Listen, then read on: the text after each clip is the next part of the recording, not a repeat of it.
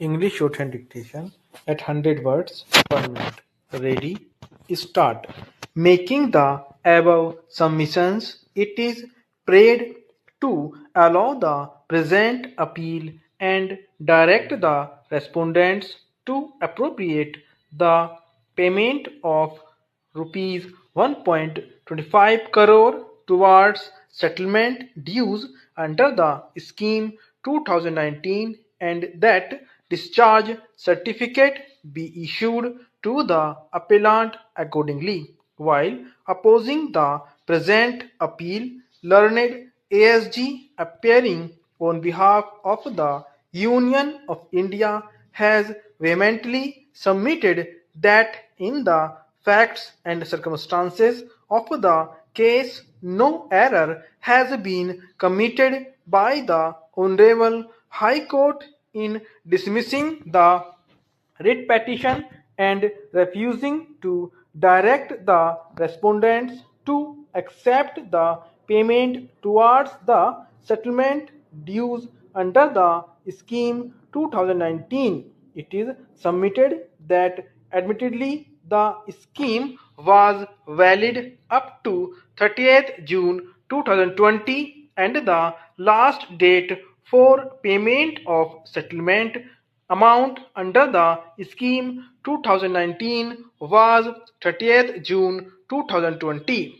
That after the scheme was closed and even the designated committees were also dissolved and therefore as rightly observed by the Honorable High Court, the Honorable High Court has no jurisdiction to extend the scheme. It is submitted that if the scheme is extended, it would create many complications. It is further submitted that in the present case, admittedly, no payment was made of settlement amount under the scheme prior to 30th June 2020 and therefore the prayer of the original petitioner to extend the time limit to make the payment of settlement amount under the scheme 2019 was rightly rejected by the commissioner and the same has rightly not been interfered with by the Honorable High Court. Making above submissions, it is prayed to dismiss the present appeal. We have heard the learned counsel appearing for the respective parties at length. At the outset, it is required to be noted and it is not in dispute that the appellant is entitled to the benefit of the settlement under the scheme 2019. The scheme 2019 came to be introduced on 1st September 2019 and the last date for making the application under the scheme was 30th December 2019 and in fact the appellant submitted the application in form number 1 on before the last date specified for making an application under the scheme. After the form number 1 is processed, the designated committee was to scrutinize the same and issue the final form number 3 determining the settlement. The final determination form number 3 that the appellant was issued the form number 3 on 25th February 2020 and was required to pay the settlement dues on or before 25th March 2020. However, in view of the COVID-19 pandemic, the government extended the time up to 30th June 2020. Therefore, the appellant was required to deposit the settlement dues on or before 30th June 2020.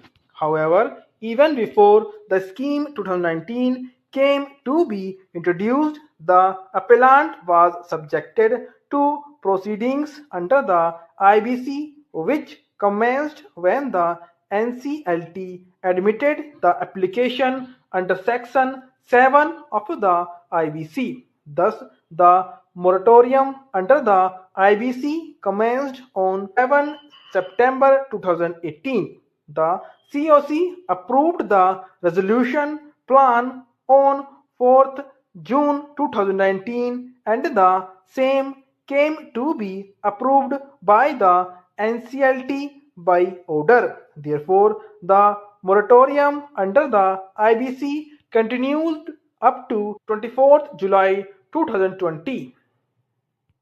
Under the provisions of the IBC, no payment could have been made during the period of moratorium. Therefore, the appellant was statutorily restrained from making any payment.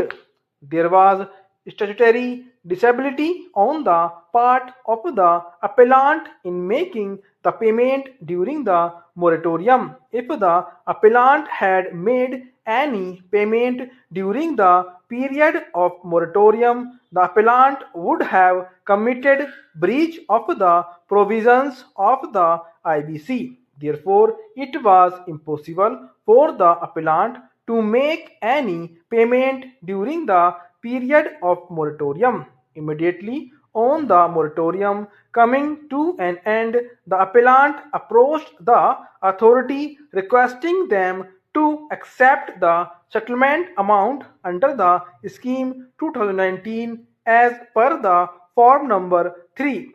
Such request has been rejected by the Commissioner on the rejection has been confirmed by the High Court. Therefore, the short question which is posed for consideration before this court is whether when it was impossible for the appellant to deposit the settlement amount in view of the bar and the restrictions under the IBC, the appellant can be punished for no fault of the appellant. In a given case, can the appellant be made to suffer for no fault of its own and be remediless and denied the benefit, though it was impossible for the appellant to carry out certain acts, namely to deposit the settlement amount during the moratorium. As per the settled position of law, no party shall be left remediless, and whatever the grievance the parties had raised before the court of law has to be examined on its own merits. As observed and held by this court, no law would compel a person to do the impossible. Stop.